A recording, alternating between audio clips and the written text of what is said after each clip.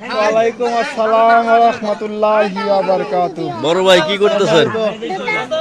এই যে ভাই আজকে একটু যে কষাই সাচ্ছি ভাই। কষাই? হ্যাঁ, একদিনের কষাই মানুষ কষাই ড্রেস তো হয় নাই, আপনি তো মনে হইতে শ্বশুর বাড়ি আসছেন এই যে।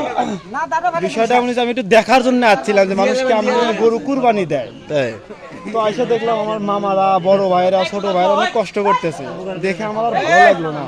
তাদের কষ্ট দেখে, তাদের মুখে ঘাম দেখে কি করবো, তো আমি একটু তাদের কাছে একটু সাহায্য করতেছি ভাই। তো এটা হচ্ছে কি আপনার এই নতুন অভিজ্ঞতা না?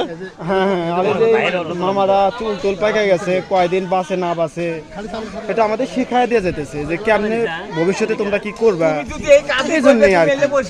আচ্ছা ঠিক আছে, ধন্যবাদ আপনার। আসসালামু আলাইকুম। ওয়ালাইকুম সালাম। কি অবস্থা বড় ভাই? আলহামদুলিল্লাহ ভাই, আপনি কেমন আছেন? এই তো আল্লাহ রাখছে বলো আমাকে।